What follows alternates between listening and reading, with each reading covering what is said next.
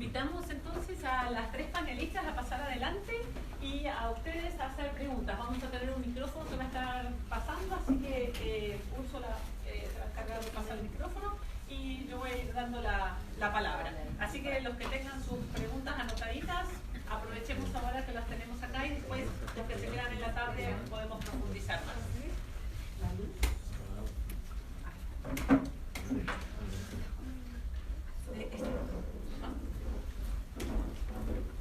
Bien, yo creo que se escucha bien, ¿no? Falta micrófono. Bueno, hemos visto, como conversamos en la mañana, la idea era tener una panorámica general de estas experiencias de desarrollo de estándares y mecanismos de certificación para servicios de los ecosistemas, manejo efectivo de áreas protegidas y productos forestales no madereros. Como se pueden fijar por las presentaciones, todos tienen más o menos una misma estructura en el sentido de generar unos estándares, de alguna manera validados a través de un proceso de consulta y participación y mecanismos de verificación de que existe un cumplimiento por parte de los estándares. Cada sello tiene un modelo distinto, pero en general primero se desarrollan los estándares, después se desarrollan los mecanismos de verificación y a la medida que se cumple hay un otorgamiento de un sello que de alguna manera le permite acceder a un mercado o comercializar los productos o los servicios. La idea es que hagamos una ronda de conversación a partir de las consultas.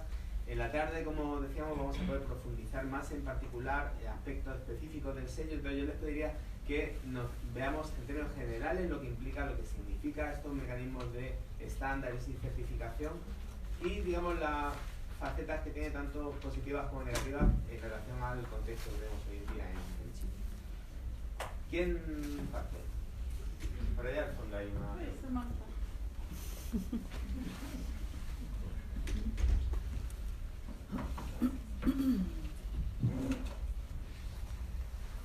Hola, soy Samantha Sparks del Parque Catalapi. Tengo dos preguntas, una muy simple que sería para Petra y otra un poco más quizá de reflexión. Si sabes de los 2,3 millones de hectáreas que están certificados, más o menos qué porcentaje es eso de lo posible en Chile. Eso, y puedo pasar a mi segunda pregunta mientras. Si recuerdo bien, es más o menos 13% del área de bosque total en Chile. Pero no sé si toda la área del bosque está, bueno, que se puede certificar todo, no sé. La segunda pregunta, más que nada para Stephanie, pero para todas, si tienen comentarios, es, me interesa la relación entre la instalación de buenas prácticas de manejo y la educación, o sea, en sus esquemas, digamos, cómo figura eso, sobre todo en la parte de conservación, cómo lo ven, cómo lo han instalado, si existe o no, un poco reflexionar sobre eso. Un poco, no sé si... Está encendido, sí. Ya. Lo que yo diría es, mucho de lo que yo les comenté sobre la lista verde se basa en planes de manejo. Los planes de manejo generalmente tienen algunos programas de manejo y dentro de los programas de manejo, de forma general, hay uno de control y vigilancia, otro de monitoreo, otro de educación y participación. Entonces, principalmente yo lo vincularía con este programa de manejo y también se relaciona con los indicadores de la lista verde. Entonces, sí tienes que tomar en cuenta esto. No sé si estoy respondiendo a tu pregunta o a qué tema específico te refieres en temas de educación y participación. Es decir, para instalar buenas prácticas se necesita educar, ¿no es cierto?, a las personas que están postulando, quizás a las comunidades aledañas. Okay. En ese sentido me interesa. Como un tema más de capacitación, entonces. Capacitación en el sentido más técnico, quizás en Fairwild, no sé si hay un tema más profundo, educacional, cuando nos acercamos más a la conservación a largo plazo. Y ya, o sea, lo que sí se hace en el caso de lista verde es, como yo les había explicado, hay un momento en donde después de identificar todos los actores que se encuentran, digamos, relacionados con el manejo del área protegida y la gestión, tienes que capacitar a todos y todos tienen que estar al tanto de lo que está pasando. Entonces, por ejemplo, en la Reserva Comunal de Amaracaeri en Perú hicimos este tema en la visita de campo y previo también. Entonces hay mucho intercambio de información en donde la comunidad de cierta manera también se involucra. Por ejemplo, algo que descubrimos un poco en estas conversaciones que hemos tenido antes y después con miembros de la comunidad de Amaracaeri, perdón, es que ellos hacen recolección de castaña. Entonces se dieron cuenta que ese podría ser un plus adicional al tema de usar el logo de Lista Verde también como para promover la venta de esta castaña. Y ahora se me ocurre que, o sea, podríamos trabajar en algo, por ejemplo, como lo que hace Fairwide, y podría ser una articulación adicional. Entonces toda la gente, todos los actores tienen que estar capacitados de lo que está pasando en el área protegida, porque es algo que no puede pasar, por así decirlo, que solo el Estado lo decide hacerlo. Eso no, creo que no es posible. Entonces, en este caso, como les había mencionado en un inicio, la Reserva Comunal Amaracaeri tiene una cogestión, es una herramienta, es como una gestión súper interesante en donde además la comunidad es responsable de ciertas actividades del plan de manejo. Entonces, tienen que estar con conocimiento total de lo que está pasando. Sí, para ella. Creo que mencioné un poquitito, pero voy a enfatizar eso ahora. O sea, no puede haber un proceso de certificación exitosa y sostenible si no hay capacitación. O sea, realmente es un vínculo imprescindible, porque lo que pasa a veces cuando hay solo certificación para fines de mercado se cae pronto. O sea, no tienes la base de sostenibilidad si no entiendes por qué, el porqué del estándar, por qué me piden esto, por qué. Y para la sostenibilidad de la especie, el conocimiento de los recolectores es fundamental, pero a veces se pierde el conocimiento. Entonces el esfuerzo de capacitación, educación, de formalizar esos requisitos, diría yo, de sostenibilidad es súper importante. Realmente sí, es una pata fundamental. En el estándar peruano está solamente dentro de uno de los componentes como algo específico.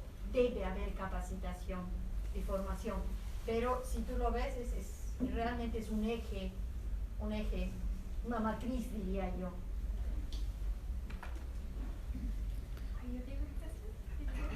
Huh? Did you get the question? Are you ready? Vamos a ver. Okay. Bueno, sí entiendo bien. La pregunta es ¿qué es la parte de educación vinculado con la certificación de, bueno, ahora de FSC y los servicios del ecosistema? Y como mis compañeras aquí a mi izquierda ya han explicado, tenemos también dentro del sistema de FSC, los sistemas de certificación, tenemos educación en dos niveles.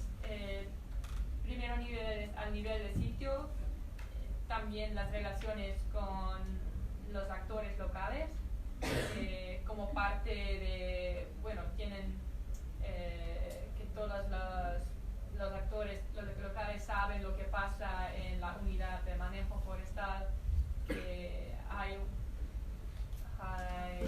un intercambio de información entre el gestor forestal y la gente que vive alrededor del bosque. Otro nivel, hay educación sobre el FSC y sobre los servicios del ecosistema por las oficinas nacionales, mis compañeros en todo el mundo que trabajan para hacer formaciones o, no sé, eventos de hablar sobre qué es el FSC, qué hacemos, y también sobre los servicios del ecosistema, qué visión tenemos y cómo funciona, y para gestores forestales, entidades de certificación, consultores que pueden ayudar a los gestores forestales, y al otro lado también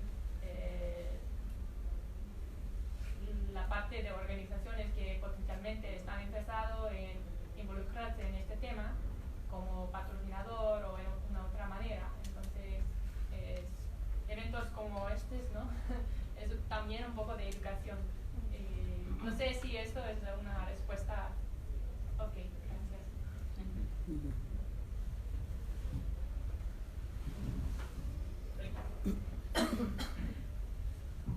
Hola, Alexis Cajardo, guardaparque de la Reserva Nacional Longuén de Concepción. Mi consulta está relacionada principalmente, en algún momento Petra habló de la retribución del impacto positivo verificado en los servicios ecosistémicos. y lo quiero relacionar principalmente con el Sistema Nacional de Áreas Silvestres Protegidas del Estado de Chile. Mi consulta particular es, yo estoy actualmente trabajando en una reserva nacional que entrega diversos servicios ecosistémicos. Dentro del principal es el recurso hídrico, tanto provisión como cantidad y calidad. Pero en este momento hay una empresa que es Bio, particularmente, que hace uso de este recurso para consumo humano. Entonces, mi consulta era cómo se puede ver de que esta empresa en particular retribuya a la conservación del bosque principalmente, si se ve desde el punto de vista económico, social o entre otros. No sé si también en el tema de la lista verde también se ve el tema de los pagos de los servicios ecosistémicos en relación a áreas silvestres protegidas. Eso es mi consulta. Yes. He wants to talk about the retribution of the impact Yes. of the services related to his work. He's working in a national resort, and the main resource in the place he's working is the water. Yeah. And so there's Quality, now quantity. yeah, so there's now an enterprise that is using water for human consumption. Yeah. And so he wants to know how can that enterprise contribute to retributing positive impacts for this negative impact that they're doing with water. So how can we see that that happens, that this company, enterprise can contribute to the retribution, to the positive retribution?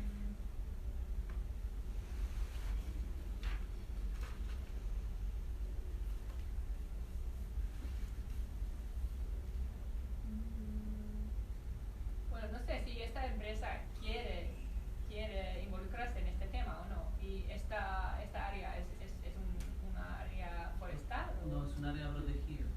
o área protegida. ¿Con qué tipo de vegetación? Con Reserva Nacional. Sí, sí. Yes, bosque. yes. Bosque, ok. Bosque. ¿Y este bosque es Pero certificado por el FCC? Es de bienes nacionales del Estado. Las áreas protegidas del Estado no están certificadas.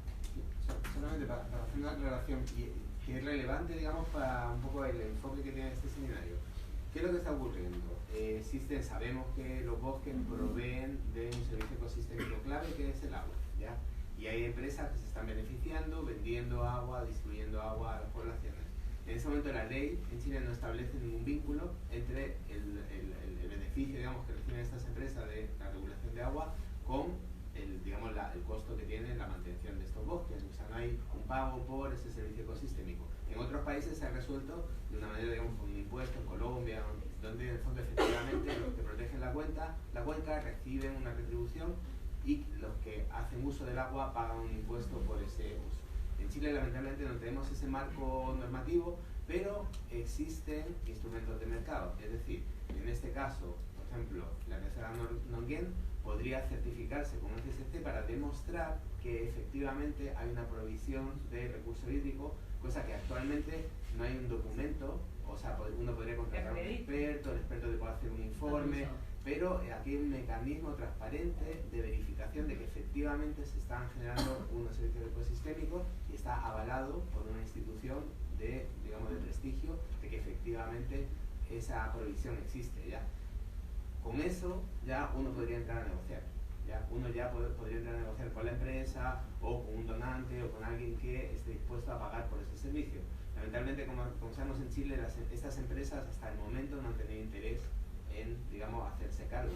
Pero eventualmente, con este proceso que está pasando, están perdiendo credibilidad, estamos viendo todos los casos que ha habido de mal manejo por parte de las empresas sanitarias. De repente, a lo mejor es Bio, puede pensar que yo, para diferenciarme, para mejorar mi imagen, voy a contribuir a la conservación de la cuenca de Nonguén, ¿ya? Y en el fondo, esta certificación permite, de alguna manera, que este producto conservación de recurso hídrico se pueda de alguna manera transar. El mecanismo es un poco complejo porque en realidad, claro, no es tan directa la relación, pero al menos permite que alguien certifique que efectivamente Nonguén está generando ese servicio ecosistémico. Yo quiero complementar un poco. En relación a la lista verde, en el componente de diseño y planificación se tiene que identificar identificar primero los servicios ecosistémicos del área protegida, se tienen que identificar las amenazas frente a esos servicios ecosistémicos y finalmente en el componente 4 de resultados exitosos de conservación tienes que asegurar que se está cumpliendo los umbrales de conservación de ese servicio ecosistémico. Entonces, un ejemplo práctico. Justamente ahora está postulando en Colombia para la segunda fase de lista verde un área protegida que es un parque nacional natural que se llama Chingaza. Este parque produce agua para toda Bogotá y otros pueblos y ciudades más. Entonces, en este parque hay un acueducto gigantesco que recoge el agua de Chingaza y, por ejemplo, yo pude ver cuando realizamos la visita de campo, porque todo este tema tiene que estar súper mapeado con el grupo de expertos, cómo es la gestión, si es que hay este tipo de retribución al área protegida, si es que es coordinado el trabajo, entonces eso tiene que estar súper claro porque todo esto tiene que estar documentado con este fin de saber que, digamos, esta empresa o la actividad no está afectando, o el reservorio no está afectando al área como tal. Entonces, tuvimos una visita de campo en enero de este año como parte del proceso del grupo de expertos y claro, de hecho yo acompañé al grupo de expertos, obviamente yo estaba solo de oyente y les realizaban preguntas, o sea, de a ver cómo se maneja esto, cómo es el trabajo con el área protegida. Además ahí existe un tema con pobladores locales que se llama Colcochingaza, que tienen como una concesión también para el tema turístico del área. Entonces todo esto se iba preguntando, o sea, cómo es la relación y de hecho salió una pregunta porque se está planteando en Chingaza hacer otro, digamos, embalse y cómo eso afectaría. Entonces todas esas preguntas salieron y todo eso se va documentando. Y todo eso se tiene que registrar y finalmente eso va a influir en la decisión por el tema de amenazas al servicio ecosistémico del área protegida, si es que es o no es lista verde finalmente.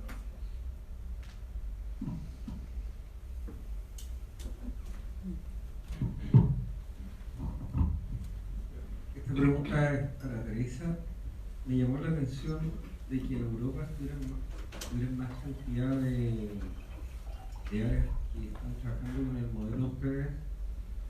Me llamó la atención las moras, ya que se entiende que allá es una especie nativa. En Chile es una especie exótica que abunda mucho, tanto en las pampas como en los cerros.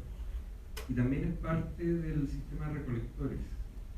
Ahora, como es una especie exótica en Chile, obviamente no podría trabajar con esta certificación, o hay alguna forma que se adecue. Súper interesante la pregunta. Realmente en Europa es un producto de recolección silvestre, nació ahí siempre.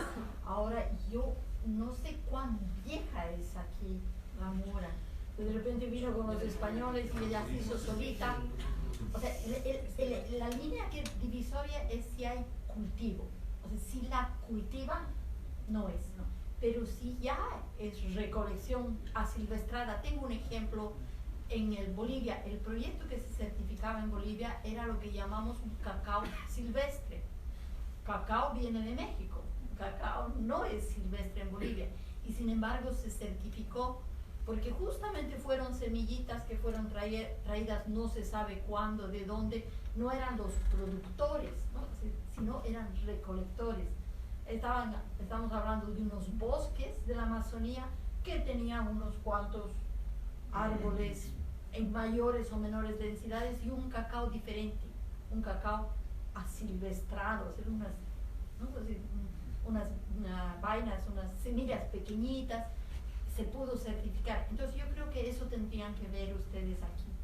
Si se puede dar un estatus de recolección, si es una actividad de recolección que implique prácticas mínimas, que si yo no sé si hacen una poda, alguna cosa, pienso que no tocar para nada no sería, pero que no esté sembrado. Eso sí, si está sembrado, no. Habría que buscar eso un poquito. Y bueno, sobre el otro componente que, mira, yo entiendo que esto ha sido porque ha habido desde el principio, la Fairwild ha sido creada por una empresa suiza que se llamaba IMO Suiza. Ellos tuvieron un brazo que fue una fundación suiza. Entonces hay en convenio con ICCMAP, ellos hicieron el primer estándar allá por 2006. Y entiendo que los primeros interesados fueron siempre recolectores de Hungría, Rumanía, los países del este, Georgia, donde Suiza tenía mucha presencia. Entonces yo entiendo que ha sido un poco la evolución natural. Aquí a América Latina llegó con este proyecto hubieron varios proyectos de Veleda, la farmacéutica o la, digamos, de cosméticos alemana, que intentaron hacer, pero yo diría que no ha cuajado mucho, justamente por la dificultad de tener estructuras de recolección y comercialización sostenible. No solo recolectar, sino también la parte de exportar. En Bolivia el proyecto cacao, yo entiendo que siguen recolectando cacao, pero lo venden en el mercado local, porque no ha sido fácil llevar. Entonces es un esfuerzo que involucra toda la cadena y me parece que ha sido mucho más fácil en Europa del Este.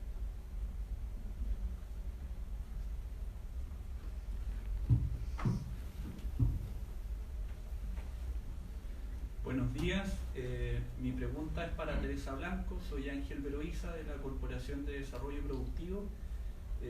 Mi pregunta va en el sentido de las organizaciones que se dedican a la recolección de frutos silvestres, productos madereros no forestables.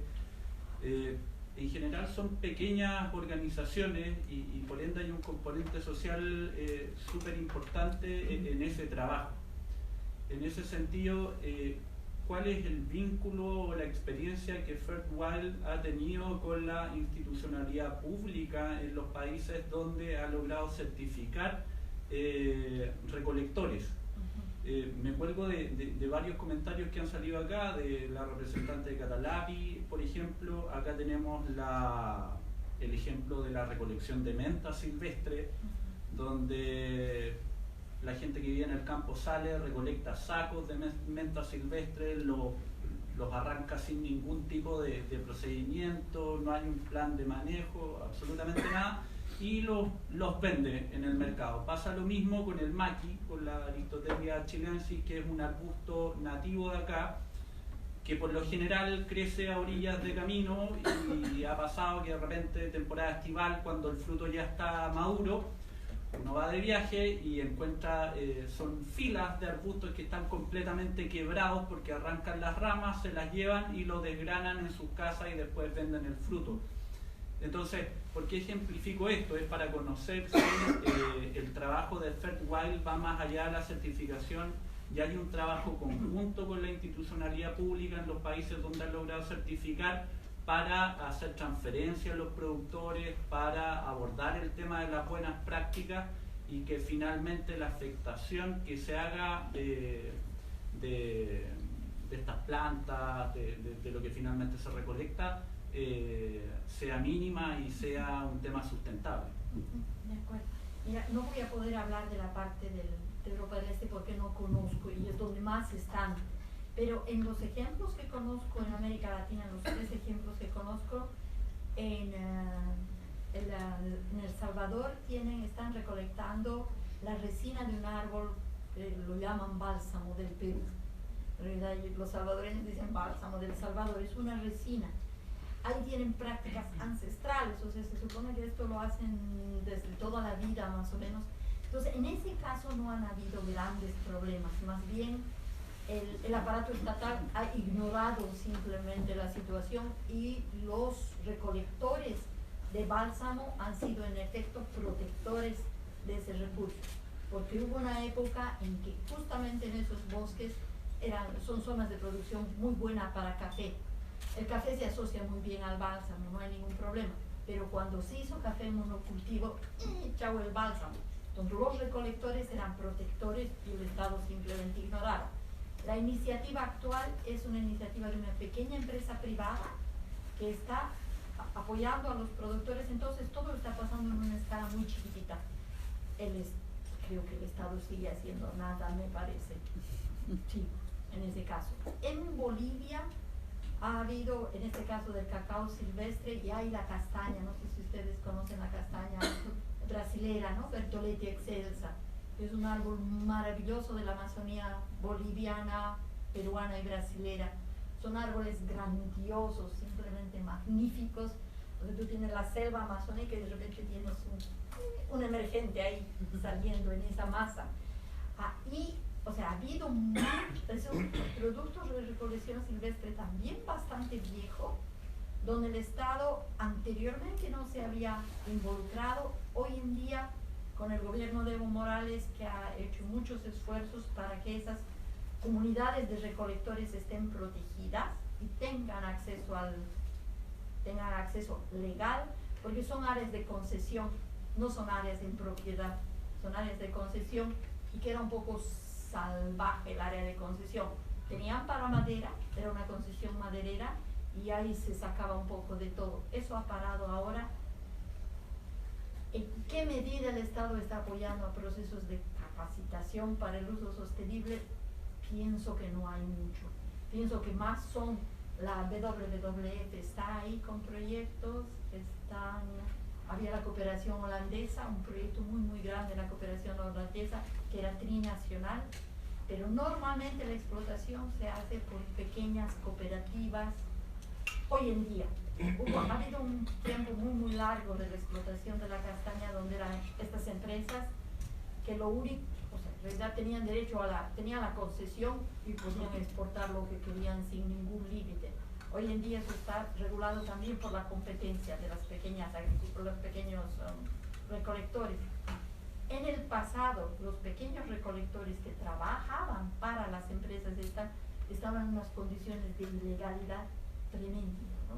O sea, se hablaba en la Amazonía boliviana, en esta zona, de esclavitud en el siglo XX, porque los recolectores entraban, toda la familia, sin ninguna protección, entraban al monte, como decimos, desde el mes de diciembre hasta el mes de febrero, y ahí no se sabía lo que pasaba.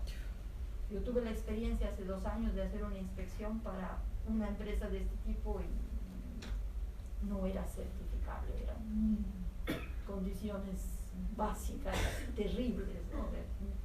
Casi esclavitud. No me tocó ver cadenas, pero cerca. Esfuerzos de capacitación de parte de las empresas recolectoras, ninguno.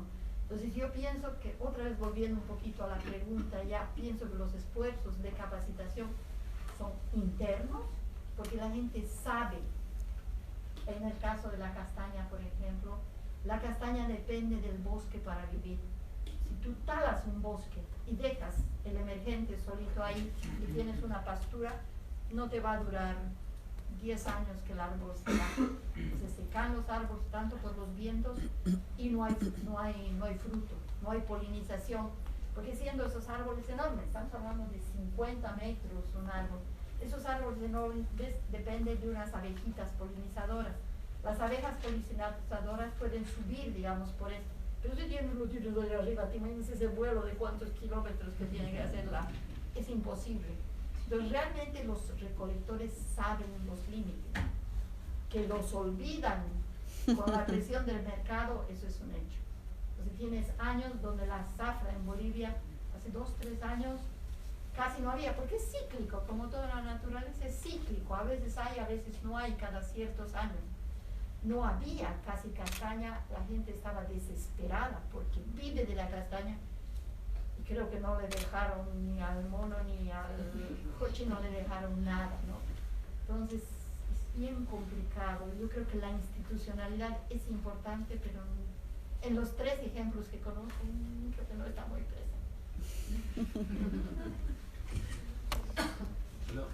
Solo un comentario que en el contexto de Chile nosotros nos tocó de alguna manera un trabajo anterior con FIA sistematizar todo lo que son buenas prácticas, estándares de recolección en Chile.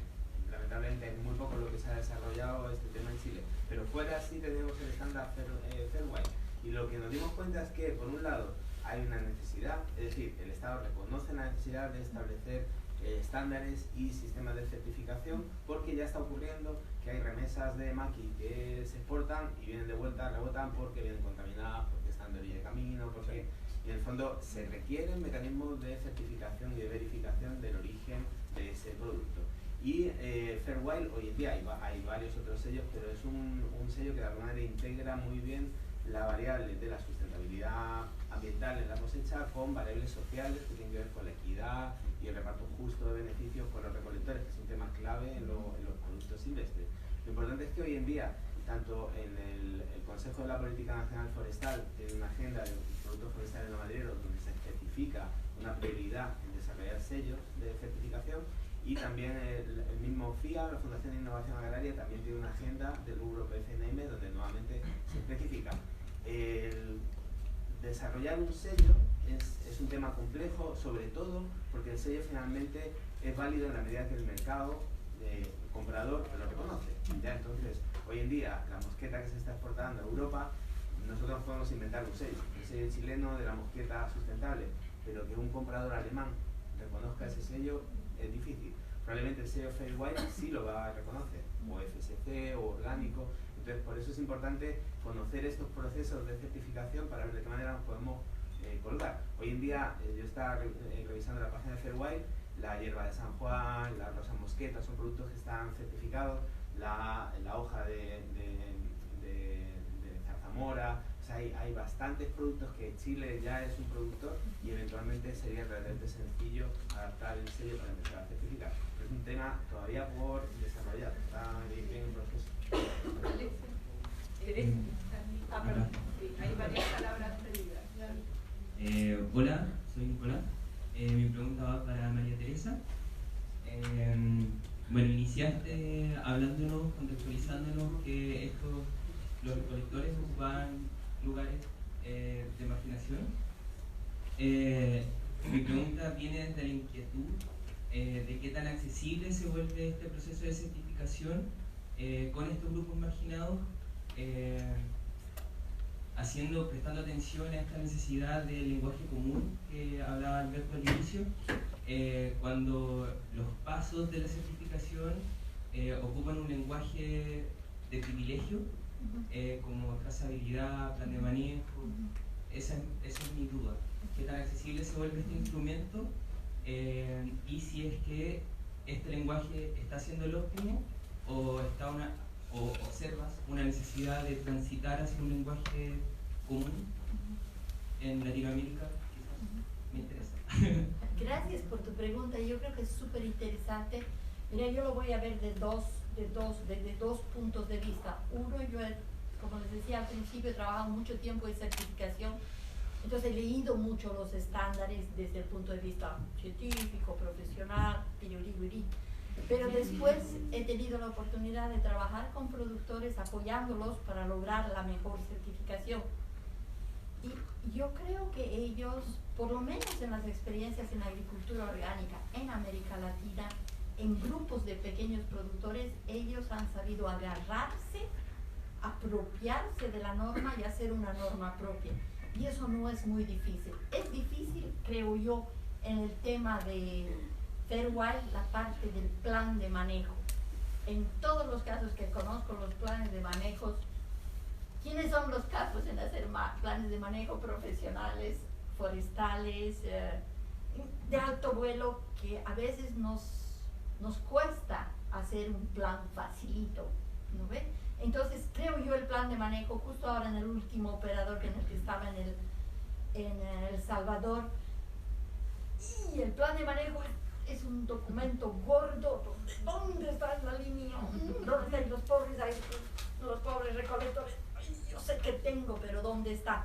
Entonces creo yo que el desafío de hacer planes de manejo simples y silvestres, que es lo que necesitamos, no necesitamos un libro con una enciclopedia, sino algo que guíe a los productores en lo que es frecuencia de la recolección, épocas de recolección, cuáles son los límites de la plantita que voy a recolectar, y lo pongo en papel para que yo entienda, tú entiendas, todos entendamos.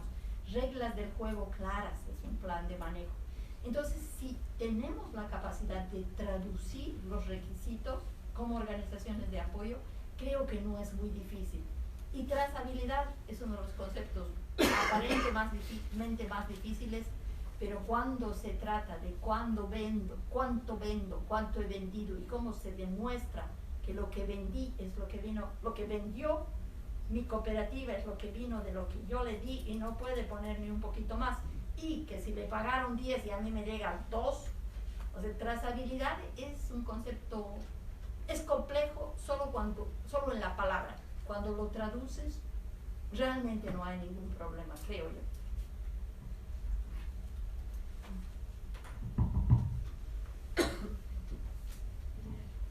Buenas tardes. Mi pregunta es también para Teresa. ¿Qué tal? Mi nombre es Silvana Galloso y tengo dos preguntas. La primera es, en el caso de Fairwild, ¿qué porcentaje está certificado Fairwild, pero además está certificado orgánico, por ejemplo? Porque podría anularse que se den ambas condiciones al mismo tiempo. Y lo otro era volver al tema de la trazabilidad, de cómo nosotros nos aseguramos que una vez que nosotros hacemos nuestra entrega a una persona que va a juntar todos nuestros productos, esa persona, por otro lado, no está comprando para completar la cuota a un tercero que no está certificado, porque los certificados es lo mío, pero yo estoy usando también la certificación para vender un producto general. ¿Cómo yo puedo asegurarme de que el producto final sí está totalmente certificado, o si es que existe un sistema como de cuota, yo podría completarme con un cierto porcentaje que no fuera 100% certificado? Gracias. En la primera pregunta de Fairwild y orgánico, no tenemos que olvidarnos que lo orgánico es una categoría de certificación diferente que está regulada a nivel internacional en los reglamentos de producción orgánica. Y ahí puedes tener una recolección silvestre orgánica. Pero eso es, digamos, esa es la parte oficial, legal, con la normativa chilena también, ¿no ves? Entonces, no habría necesidad, si quieres, de tener un doble sello, creo yo, ni mucha utilidad. Fairwild es una iniciativa privada, una fundación privada que va a dar un valor y un premio no solamente a la calidad orgánica, que está intrínseca, ¿no? O sea, está intrínseca, si quieres, pero no... Y está intrínseca porque es un producto de recolección, no le puedes añadir un insumo no permitir, o sea, no puedes hacer una práctica, ya no... O sea, con la pregunta de las moras, ¿ves? En las moras, si las cultivas, las podas, y haces una mala práctica agrícola, le curas un bichito, ¿no ves? Entonces ahí estarías yéndote ya al otro lado. En Fairwild no hay en principio eso, por una parte. Y la trazabilidad es una, o sea, le decía al otro compañero, es una cosa fácil. Es difícil desde el punto de vista del proveedor, creo yo, porque el proveedor está en el lugar más bajito y él va a dar a su cooperativa, a su comprador, a quien sea. Entonces sus posibilidades de mirada son más cortas, ¿no? Entonces, por ejemplo, si es una cooperativa de productores, en la auditoría la cooperativa va a tener que demostrar cuáles son sus mecanismos para asegurar la trazabilidad dentro, en su marco. Debo confesar que tengo yo una crítica, porque no debería dar eso. Mejor me callo. Yo creo que muchos esquemas de certificación son más relajados con los compradores que con los recolectores, y este es un caso típico. Han visto de los 11, uno es para el comprador, es uno muy fuerte, muy riguroso, que hace que el sistema funcione. ¿Y esto de qué viene? De que se supone que en los países compradores, pues las regulaciones, el tema salarial, tema de la pobreza, transparencia, todo eso ya está per se solucionado. Entonces no se les pide tanto, pero creo yo uno de los puntos súper importantes en la trazabilidad es la trazabilidad del dinero.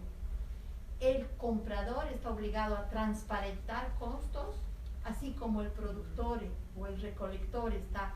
Entonces ahí yo veo un espacio de oportunidad de mayor trazabilidad económica, pero creo yo es lo más difícil.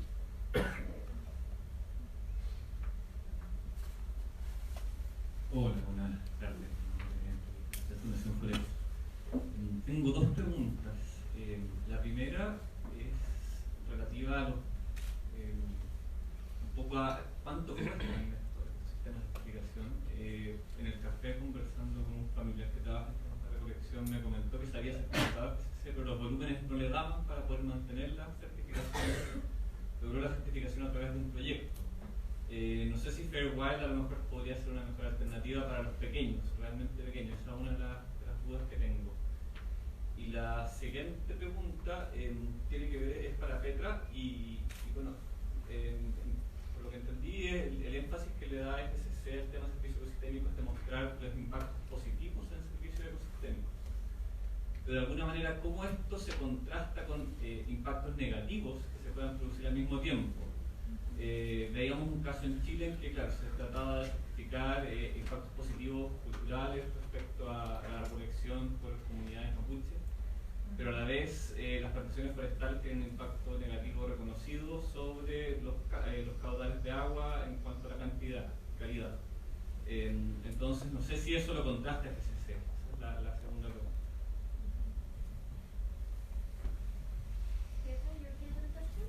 ¿Empiezo yo o cómo? ¿Cómo queda? Sí, I think, bueno, yeah. Okay. Gracias por la pregunta. Muy simple, digamos que la verificación del impacto positivo sobre los servicios del ecosistema es algo complementario a la certificación de manejo forestal. Y con la certificación de manejo forestal ya tenemos un montón de salvaguardias para que, bueno, ya hay requisitos sobre la protección de cuerpos de agua, el manejo de biodiversidad y protección del suelo y así que, bueno, puede ser que hay un enfoque para demostrar un impacto positivo sobre un tipo de servicios del ecosistema, pero al mismo tiempo casi no hay la posibilidad que hay un manejo peor en una otra servicio del ecosistema, por lo que ya están certificados por el manejo forestal. So through the certification, you make sure that there's no many, several, or urgent negative impacts. Yes. So otherwise, it wouldn't be certified. That's what you're Exactly, yeah. Oh, perdón. No sé dónde está la persona que hizo la pregunta. A través de la misma certificación se aseguran de que no haya impactos negativos, porque de otra forma, si es que hubiesen, en la evaluación que ellos hacen antes de certificar, si es que ellos identificaran que hay muchos impactos negativos, entonces no certifican. Entonces claro, hay un enfoque hacia medir impactos positivos, pero antes de certificar también se aseguran de que no haya impactos negativos o de que sean los menores posibles. En el caso de las plantaciones forestales eso no es real. ¿Perdón? En el caso de las plantaciones forestales, en Chile al menos no es real. Hay impactos negativos.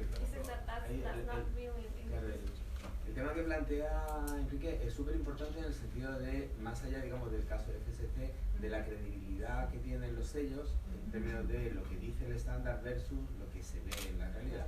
Y hay todo un proceso de auditoría, verificación, de certificación, donde en el fondo a veces no ocurre como debiera ocurrir. En el caso de Chile tenemos muchas empresas forestales que producen madera, digamos, para plantas de celulosa y todo, que tienen un impacto muy grave, digamos, sobre el ecosistema y sobre los servicios ecosistémicos, pero en el proceso de certificación no ha reflejado tan claramente ese impacto.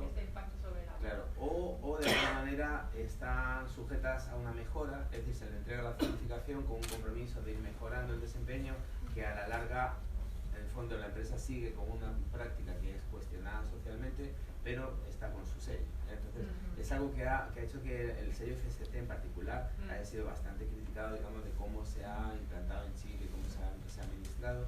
Ha habido quejas a la ASI, incluso respecto de la certificadora, los informes que han entregado y todo, porque se ha cuestionado, porque realmente la gente que vive en el territorio ha visto que efectivamente hay un impacto negativo que no está siendo reflejado en la auditoría y en el proceso.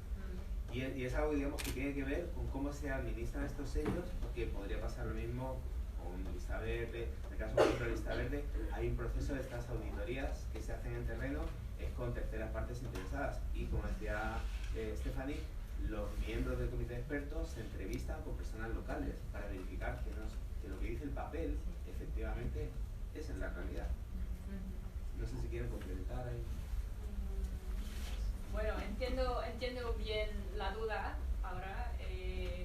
Si ahora mismo no está incluido en el estándar de Chile esta duda sobre la cantidad de agua que toman las plantaciones, quizás es algo que bueno, el grupo de trabajo para el estándar a nivel nacional puede incorporar en la nueva versión de su estándar a nivel nacional, no sé.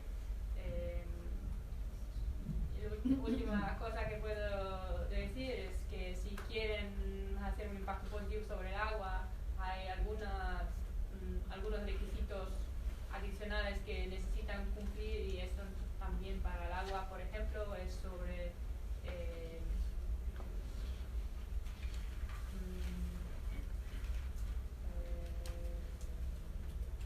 okay, I completely lost it. Yes, I can help you. Yes, but I completely lost it. No it's English anymore. Bueno, you're thinking in too many languages. Yeah. Algunos requisitos adicionales para depende del servicio de ecosistema que quiere demostrar impactos positivos, y por el agua hay que hacer una evaluación cuáles son las organizaciones, las personas que toman agua de este cuenca hidrográfica, cuáles son los riesgos y un poco así. Pero bueno, si quieren demostrar un impacto positivo sobre la biodiversidad, no necesitan cumplir con este requisito adicional.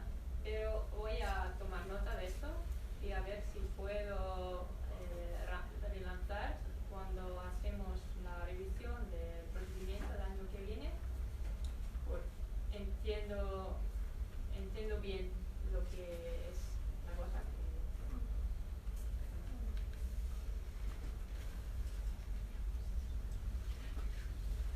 Comento rapidito sobre el tema de costos. O sea, realmente es una certificación pequeñita, es una instancia muy chiquita.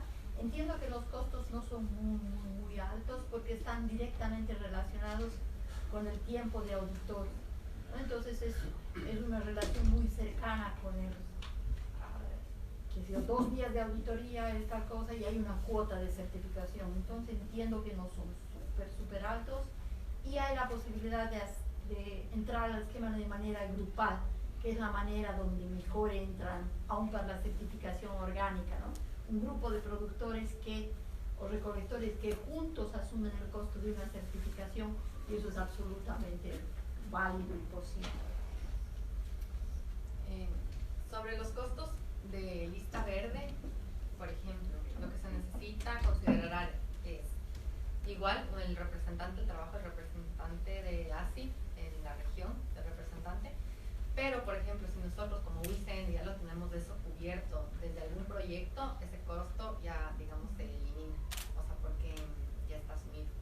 De ahí sí lo que hemos pagado, y que bueno, básicamente también hemos aprendido de todo ese proceso, es por ejemplo, en Colombia y en Perú con este proyecto que tuvimos, nosotros sí teníamos fondos para contratar a una entidad que cumpla este rol de mentor que yo les decía, que es como que la coordina con el grupo de expertos, que coordina en este caso con el Estado, y como que arma las reuniones, financia las reuniones presenciales, financia las visitas de campo. Entonces esos son rubros que nosotros en este caso los unimos por un proyecto. Pero ¿cómo estamos pensando de aquí en adelante con por ejemplo, este nuevo proyecto de la Amazonía? Y pensando más en la sostenibilidad del proceso, y no que se mantenga siempre con un fondo y como que una entidad a la que hay que pagarle y que organice esto. Entonces estamos pensando también como involucrar a entidades locales o a ONGs nacionales en que se asuman estos costos, y que por ejemplo el Estado también empiece a posicionar este tema dentro de sus proyectos. Entonces que sea una manera de financiar, quién sabe, a una persona que trabaje, no sé, en el Estado, y que esta persona sea la que se encargue de estas coordinaciones internas. Entonces se va dejando las capacidades en el Estado o en el área protegida o en donde sea, pero no se depende de una empresa y sí se contemplan a través de apoyos, digamos, articulados, el pago de las reuniones, el pago de la movilización de estas personas. Entonces sí es algo, y bueno, y nosotros también a la par como UICN creamos una propuesta o apoyamos una propuesta y buscamos fondos también. Entonces es un trabajo bastante coordinado y articulado, más o menos desde eso, y lo que hay que considerar de costos. Solo un comentario que es súper importante separar lo que es el costo de la certificación, que uno podría más o menos dimensionar, al costo que tiene para el que se quiere certificar cumplir con el estándar. ¿Ya? Sí. Obviamente, cuando uno quiere cumplir un estándar y tiene que mejorar los procedimientos, hay un costo que tiene que asumir. ¿Ya? En el caso, por ejemplo, del sello lista verde, lo que estamos viendo es que en la medida que la institución soporte de las áreas protegidas tenga la información ordenada, documentada, el costo en realidad no es mayor porque en el fondo es solamente presentar los antecedentes. Claro, si para la postulación tienes que andar buscando el documento o contratar al consultor que te elabore un informe, claro, ahí aumenta muchísimo. Sí, por ejemplo, en Perú nos pasó que hay una parte donde un indicador habla de transparencia de la información y cómo está, o sea, si es que es accesible a la gente que le busca o no es accesible. Entonces ellos pensaban que era súper accesible, que estaba en la página, pero era una cosa de buscar y o sea, solo el que sabía encontraba en la página sí, del programa. Entonces ellos se dieron cuenta que eso no funcionaba. Entonces, claro, ahí, como dice Alberto, era un costo adicional en tal vez, no sé, y hasta un tiempo adicional en cómo cambiar eso. Y así en ciertas cosas. Pero lo que es importante en esto, y me gusta recalcar, es que, bueno, y me voy a pasar otro tema también. Primero, que no, la intención no es poner costos y como trabas al Estado, sino que se mejore, en el caso de Estados, ¿no? O de cualquier área protegida, que se mejore la gestión para finalmente asegurar conservación. O sea, ese es el punto final. O sea, no es como cobrar, sino esto de acá. Y claro, finalmente esta certificación del logo y todo, eso no cuesta, sino como dice Alberto, del proceso, pero que al final es beneficioso para la biodiversidad y para los diferentes actores. Entonces, eso por un lado. Y otra cosa que voy a decir, es un poco cambiándome de tema, pero es algo que me gusta mencionar, no se busca, por ejemplo, hacer sugerencias. Digamos, en un área protegida hay una herramienta efectiva de manejo o no la hay. Si no la hay, sí se busca que exista una herramienta efectiva de manejo con la que se sienta más cómoda el área protegida, no importa, o sea, pero que exista algo que está midiendo la efectividad de manejo. Pero si, por ejemplo, ya hay una herramienta efectiva de manejo, la lista verde nunca te va a decir, ay, tienes que seguir esto de acá o nada. O sea, solamente asegurar que exista algo. Entonces no se va a aumentar procesos, no se va a cambiar nada de lo que ya existe, sino solamente mejorar con el fin de tener una buena gestión. Hola, buenas tardes. Tengo dos preguntas. Una es si existe una experiencia de certificación lista verde en áreas protegidas privadas o comunitarias pequeñas. ¿Y cuál es el incentivo para ese tipo de áreas para obtenerla? Que obviamente tienen mucho menos posibilidades para acceder a la certificación. Y lo segundo, relacionado con la pregunta anterior, en el caso de PCC, la certificación de servicio ecosistémico toma en consideración como temas de escala. Porque, por ejemplo, el caso que se mostraba antes de empresas forestales en Chile que puedan certificar, no sé, quizás 100 hectáreas de buen manejo de un producto forestal no maderero o 2000 hectáreas de conservación, pero son en realidad empresas que gestionan millones de hectáreas en Chile, ¿cierto? Con otro tipo de impactos. No sé si ese aspecto está considerado en la certificación. A ver, sobre la primera pregunta en relación a lista verde, en la región no existe todavía la experiencia de ninguna área privada. De hecho, no hay en la región ninguna experiencia de otra área que no sea del Estado. En este tuvimos un taller, como les decía, un taller regional de lista verde, en donde mostrábamos experiencias, lecciones aprendidas de los casos ya implementados. Esto fue en Bogotá, e invitamos también a un área, fuera de lo estatal, a un área municipal. Entonces, la idea es como sí, empezar a ampliar. A nivel global hay un área que es una fusión como entre jardín botánico y una cosa privada que sí está certificada dentro de lista verde. Entonces, a nivel global sí hay experiencia, a nivel de la región no hay, y es nuestra intención hacerlo. En relación a lo que tú preguntas sobre cuál es la motivación, justamente es eso, o sea, espacios que no son visibilizados y que tal vez están haciendo una buena gestión, o se puede mejorar la gestión, visibilizarlos más y buscar donantes. O sea, como has visto, o sea, generalmente lo que hacemos en varios eventos, no solo a nivel de la región, sino a nivel global, mostramos las áreas y el trabajo que se hace. Entonces justamente es como ser un poco más atrayentes a donantes y decir, este trabajo se está haciendo bien acá, cómo podemos apoyar, porque como les decía, la idea no es solamente tener el logo, sino que ese trabajo continúe a lo largo del tiempo. Entonces, fortalecerle mucho más al área en sus debilidades, porque obviamente tampoco queremos áreas perfectas, o sea, y esa es otra cosa que se dice, no solamente la idea es de implementar lista verde en áreas que ya son ultra reconocidas, que sabemos que hacen bien las cosas, sino motivar a otras áreas que pueden mejorar y visibilizarlas, y como que otras áreas también vean eso y aprendan del proceso. Porque vuelvo a decir, el fondo, a pesar de que sí se visibiliza, sí se buscan más fondos, se buscan estas articulaciones, como yo les decía, con otros proyectos mismo de UICN y también con otras articulaciones más, pero la idea es cómo mejorar la gestión, es eso, y conservar. Ok, y sobre la segunda pregunta, eso, si entiendo bien, es sobre si hay una limita,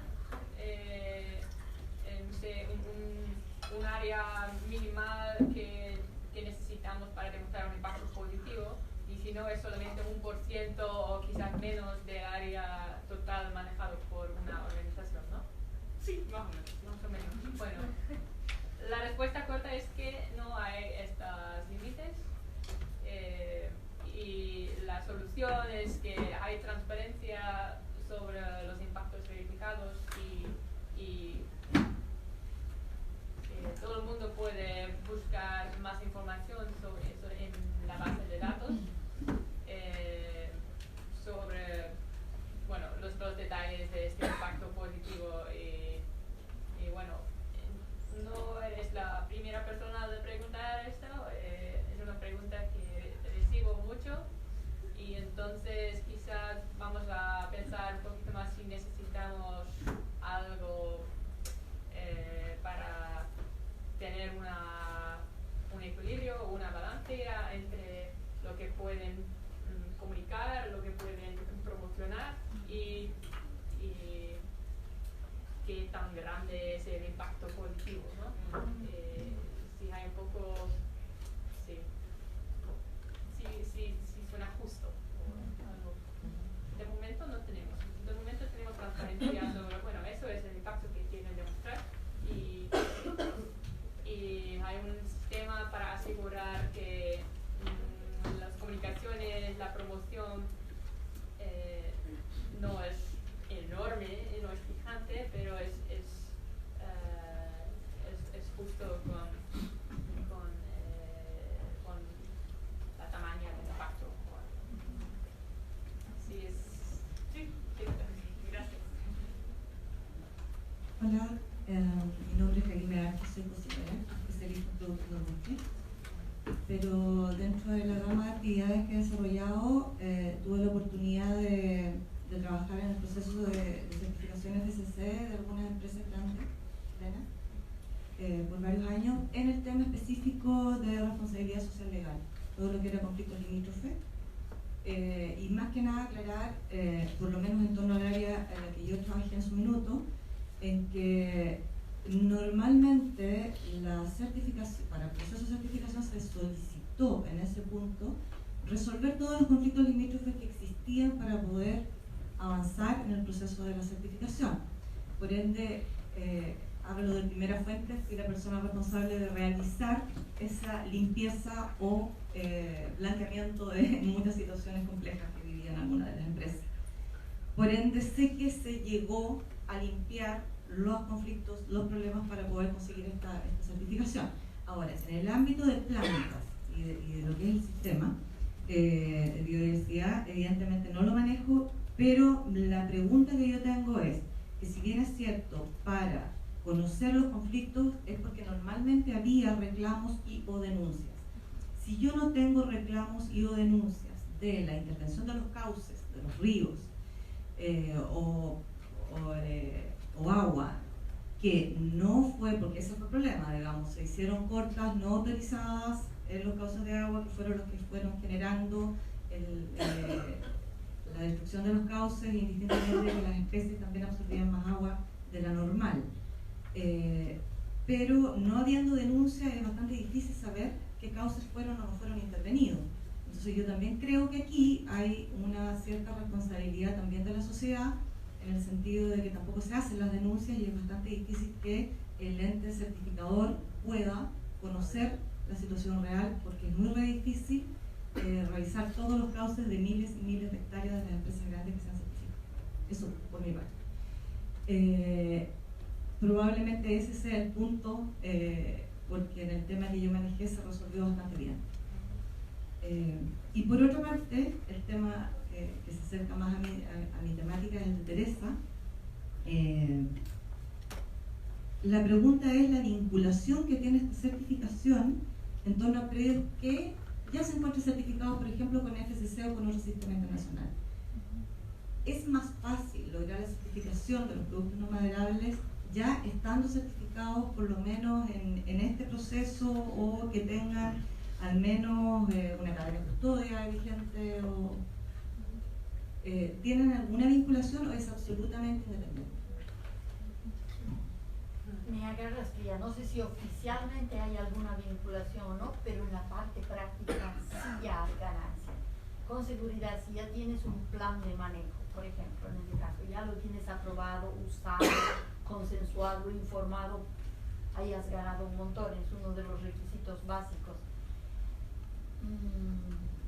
Déjame preguntar, sí, me voy a anotar bien para ver si realmente nada raro que haya. Yo sé que antes habían relaciones muy estrechas con ICC MAP, pero no sé si nunca he escuchado que con FCC o con otras entidades. Claro que haya. sí, digo que sí. Nada Sí, raro porque que bueno, sí. los principios de FCC también, el principio uno sobre respeto de las leyes y las regulaciones legales, y también las relaciones con los trabajadores, y que, ¿no? Entonces yo veo mucha... Sí, o sea, hay puntos en común, pero no sé si ese reconocimiento institucional. Yo creo que no es un reconocimiento, pero al nivel del sitio práctico, sí, claro Sí, que va a beneficiar de eso. Sí, sí, eso con seguridad. Sí, De todas maneras, este proceso de certificación lo importante es que tienes estándares, hay indicadores y hay verificadores en medio de verificación. Cuando el estándar de alguna manera comparte algunos criterios, por ejemplo, FSC y Fairwild puede tener algunos criterios que coinciden, de tener un plan de manejo del sitio, ya. Entonces, el verificador puede ser el mismo documento para FSC, para Fairwild, ya en el sentido de que en el fondo, claro, si has avanzado en un proceso de certificación, parte de esos criterios a lo mejor ya los cumples porque ya te lo exigieron para ese proceso. Pero hay otros adicionales que probablemente sí hay que desarrollarlos porque no estaban contemplados en el primer proceso. Ana María Frigenthal o Anita Catalapi, de una pequeña área privada que trabaja en educación ambiental, y que andamos buscando criterios e indicadores para verificar el impacto positivo o negativo, nunca negativo, pero el impacto positivo de los programas de educación o capacitación, como se ha usado el término aquí. En específico, ¿hay alguno de los sistemas que ustedes representan que tenga algún indicador respecto a la efectividad de los planes de capacitación? Específicamente no recuerdo si hay algún indicador que hable de eso, pero lo que te preguntaría es si tienen una línea base o ese tipo de información. O sea, a ver, como área protegida, yo entiendo que debería haber un plan de manejo, como les decía en un inicio, entonces dentro del plan debería haber diferentes estrategias. Y para saber si tienes impacto seguro en cualquiera de las estrategias necesitas como una línea base para saber cómo se está, o sea, qué se está haciendo en relación a eso. ¿Tienen eso? No.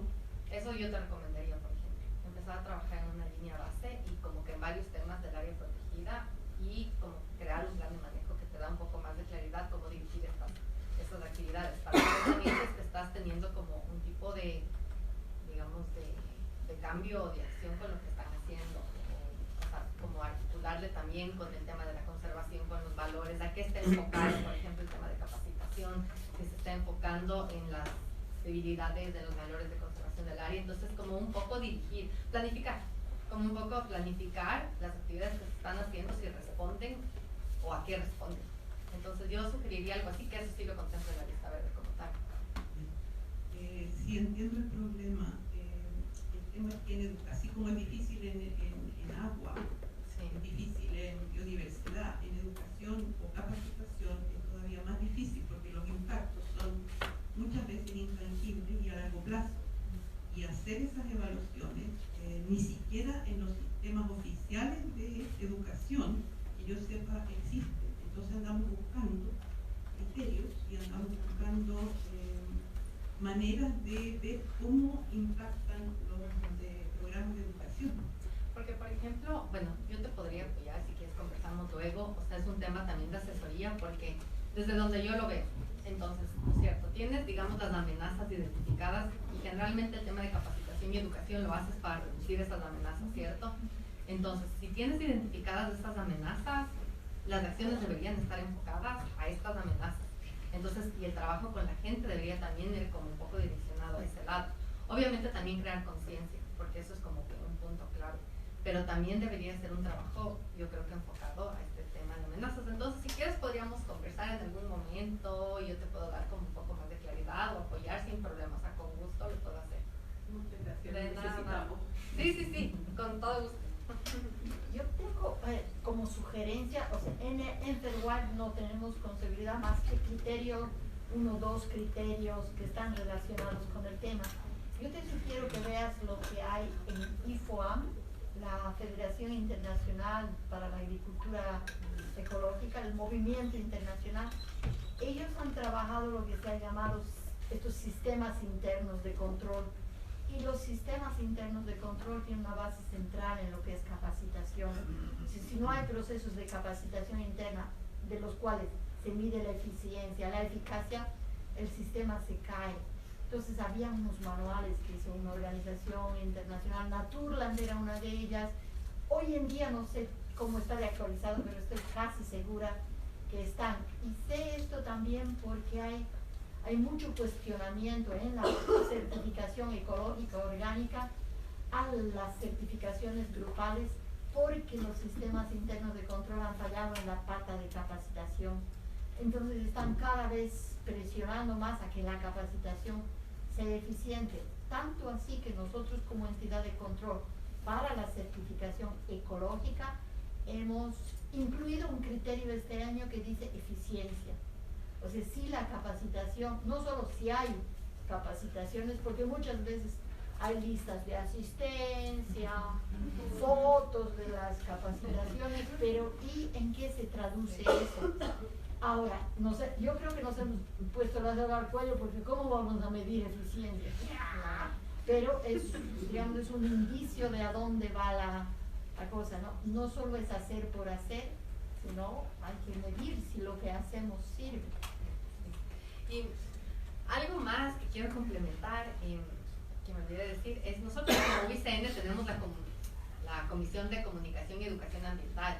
Entonces, de hecho, tenemos un vínculo bastante fuerte con la presidenta de la comisión. Ella trabaja, bueno, cumple un rol de presidenta en América del Sur, en Centroamérica, México y el Caribe. Se llama Ana Julia Gómez, ella es de Argentina. Y ella conoce un montón de herramientas prácticas que les puede compartir. Podemos hacer ese vínculo también. Hay un kit que se llama CEPA, Comunicación, Educación y Participación. Este kit es como promovido desde la Convención de Diversidad Biológica. Y bueno, en algún momento con Ana Julia hablábamos y a pesar de que hay este kit que ya te da como directrices súper claras, no se usa porque falta conocimiento. Entonces, bueno, y ahí se vincula con otras cosas que por eso mismo las metas de Aichi no se han cumplido porque hay una que promueve esto. Entonces, hay herramientas, tal vez sí falta difusión, pero también te puede hacer ese contacto, o sea, con la Comisión de Educación y como aprender de lo que ellos saben y de las lecciones aprendidas. Solo un comentario, una reflexión que yo creo que es importante, y es que cuando hablamos de servicio de los ecosistemas, a diferencia, digamos, de la producción tradicional, cuando uno cultiva papa, ¿cuál es su objetivo? Producir papa, ¿ya? Todo lo demás, en realidad, cuando hablamos de servicio de los ecosistemas, estamos hablando de una producción tan diversa que a veces es muy difícil medir. Hay servicios que son de provisión, de agua, productos no madereros, que son relativamente fáciles de medir porque son tangibles. Hay otros servicios que son de regulación, de la polinización, regulación climática, que ya es un poquito más difícil de medir, pero todavía podemos. Pero hay servicios culturales, que es el valor que tiene para la identidad local, para la historia local, para la cultura local, la educación ambiental, que son intangibles, que es muy difícil. Sabemos que es súper importante, sabemos que todas las áreas protegidas tienen un valor fundamental en la provisión de ese servicio ecosistémico que es de valor cultural, pero nos cuesta mucho medirlo, ¿ya? Y quizás donde más nos queda todavía por trabajar, porque en este momento lo que está ocurriendo es que cuando hay un proyecto de evaluación que se somete a evaluación de impacto ambiental o una empresa forestal está generando un daño, muchas veces el daño es sobre un servicio cultural, de la identidad local, del bien de la comunidad, del valor que tiene para la identidad local ese lugar, y muchas veces los mismos sistemas de evaluación de impacto, el sistema de certificación, le cuesta medir, le cuesta incorporarlo, es un tremendo desafío, pero es fundamental. Yo creo que ahí sí hay como una nota que tenemos que poner encima de la mesa, tenemos que desarrollar sistemas que nos permitan medir el valor cultural y de identidad que tienen los espacios naturales, porque si no estamos dejando una variable muy importante fuera de la ecuación. Hola, Rodrigo Antillán Carripán, soy huerquén, soy del pueblo mapuche, a la cual puse por acá una locución. Le quiero hacer una sugerencia, una recomendación. He escuchado sus comentarios, señorita Petra. Nuestro pueblo ya dentro de la región de la Araucanía está sin agua. Yo me vine a bañar el día, ayer a Valdivia, para que vean. Yo no sé las normas, la verdad es que no lo entiendo. Los campos están plantándose, está quemándose con químicos, el pueblo de La Paz. ¿Qué agua está tomando? Le quiero hacer a modo personal, solicitar este tema. Yo, Rodrigo Antillanca, soy huerquén del Picún Huilligapo, del territorio norte del sur, que comprende entre el río Tolten y el río Cruces Blanco. Tenemos una tremenda cantidad de forestales. Arauco, lo escuchaba cuando hacían alocución a ella. El daño que está haciendo Forestal Arauco es enorme y supuestamente está bajo las normas. No tenemos agua, no los dejan dormir en las noches, los camiones trabajando día y noche. Los leones que llevan a comer las liebres, los conejos que les cortan las plantas. Los aviones que hacen sus fumigaciones. Yo estoy reconocido a través de Mevaso y nos basamos nuestro pueblo en el convenio 169 de la ley internacional.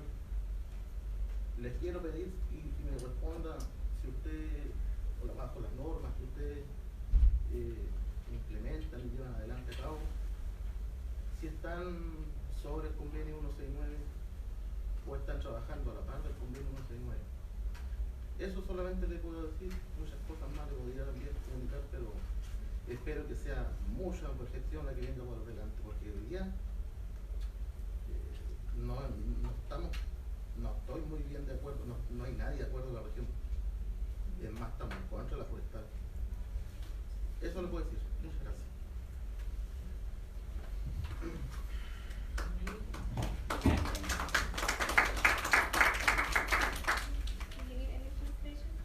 Yes, everything. Everything? Okay. Well, I think I got the big picture. He was not happy with Arauco and the way they are damaging the ecosystem. Not only him, like his community, like Yeah. he's part of the Mapuche people, and specifically the community that lives between River Tolten and River Cruces in Bolivia, so it's a large portion of land. Right. They're not happy with Arauco because they're burning forests to plant their own type of forest, type of trees, the ones they're going to use. He said, well, there are many things, negative impacts happening. And still they are MSC certified. Yeah, Exactly. and still they're certified, and he says like our community doesn't have water anymore. Like what water are we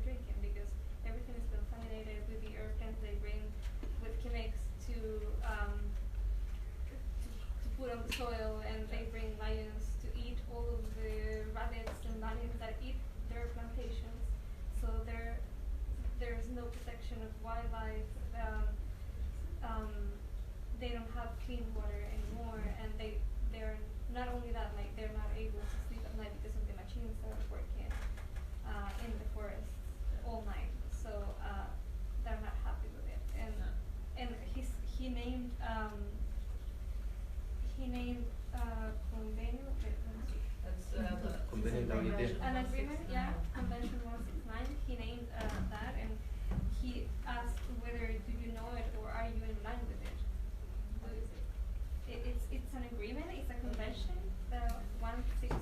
It's a piece of convention that his question is: are you in FSC taking account of that convention when you certify? Are you aware of it? Are you in line with it? Specifically when you certify Arauco, because for what he can see, they're not in agreement. Like Arauco is not in line with that convention. So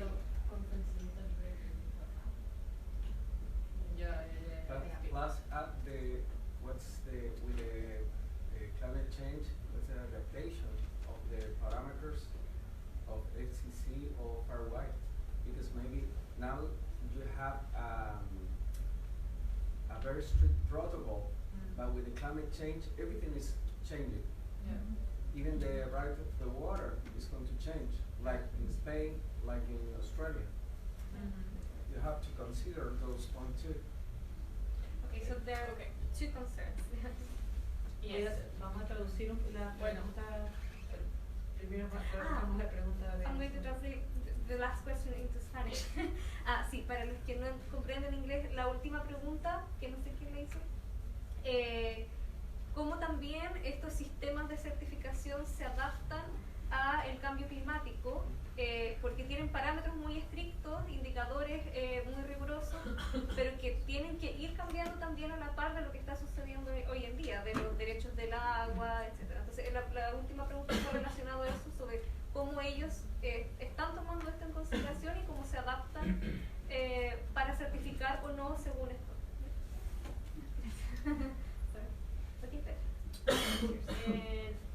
Primera pregunta, bueno, el primer comentario, ¿no? Pregunta, comentario. Gracias por compartir. Lo siento que es tan difícil el contexto de vivir así y además ya está certificado por el FSC, esta compañía.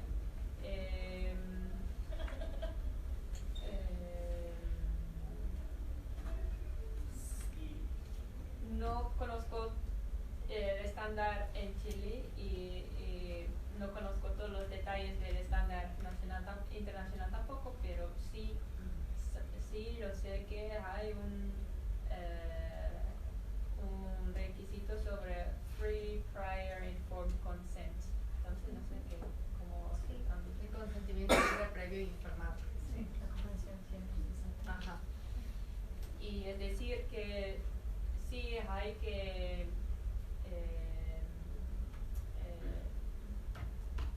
tener una buena relación con las comunidades locales y los pueblos indígenas que viven en el área que está afectado por el manejo forestal.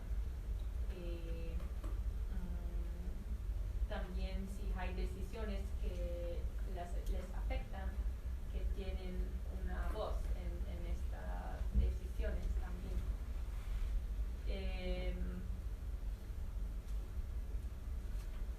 Sí, no sé qué decir más.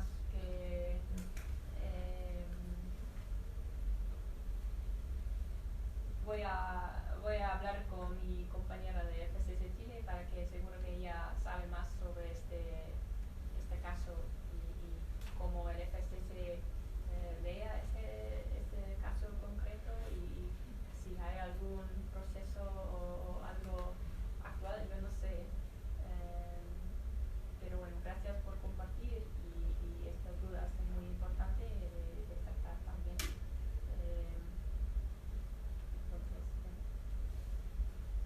segunda pregunta sobre el cambio de clima y cómo es incorporado o incluido en los estándares.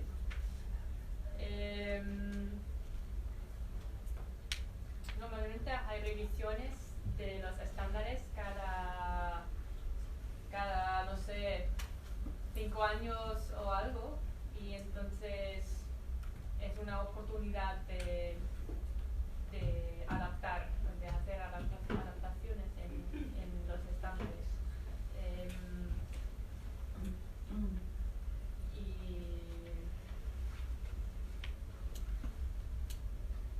no sé exactamente cómo está incluido de momento, que no hay un principio sobre el cambio de clima o algo, pero si hablamos sobre la protección de la biodiversidad, claro que va a cambiar con el tiempo, y hay siempre una interpretación a nivel nacional, a nivel local, lo que significa la biodiversidad en este contexto. Y lo mismo para, si hablamos sobre el agua, hay siempre una interpretación a nivel local, lo que significa la protección de agua en este contexto local. Y eso es, hay una traducción del estándar internacional a nivel nacional. Después, bueno, Chile es un país muy grande, hay siempre una interpretación de estándar nacional a contexto local por el gestor forestal y el auditor también. Así que hay un poco de flexibilidad para adaptar al contexto local. Solo complementar algo, el estándar de lista verde sí tiene 3 indicadores sobre cambio climático, entonces sí lo considera también. Y ahora, te lo recuerdo en este ejemplo justo que les hablaba de Chingaza en Colombia, esa fue una de las observaciones del grupo de expertos, que con todas estas represas de agua, ¿qué va a pasar en un futuro con el cambio climático? Si va a reducir la capacidad de generación de agua para el abastecimiento de las ciudades como Bogotá. Entonces sí se contempla. Tenemos espacio para la última pregunta. ¿Sí? Teresa. Teresa, yo solamente quería comentar una cosita para la preocupación de Rodrigo.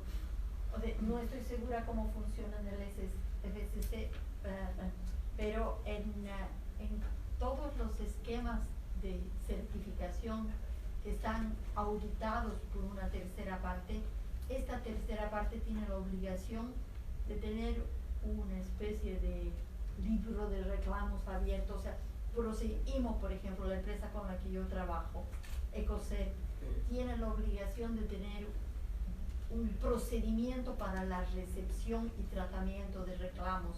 Entonces, eso es lo que hay que buscar siempre.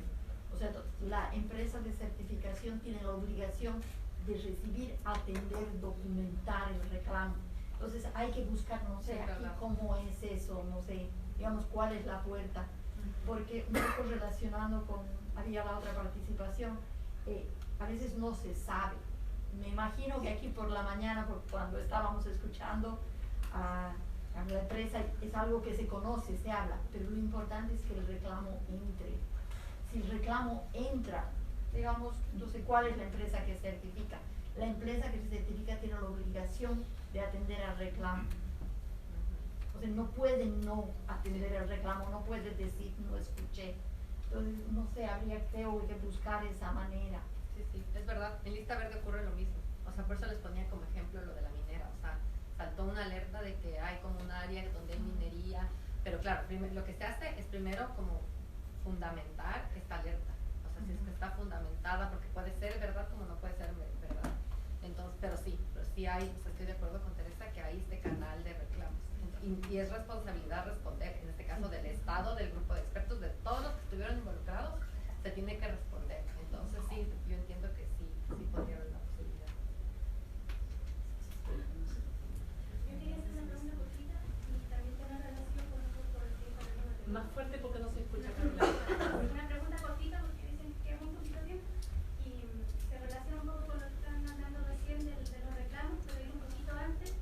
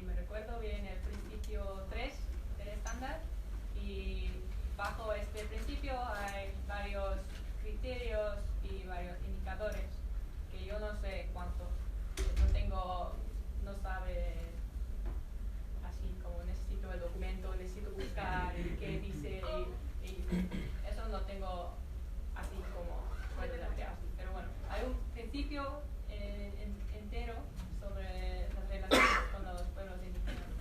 Y entonces sí, las empresas necesitan mantener buenas relaciones con los pueblos indígenas y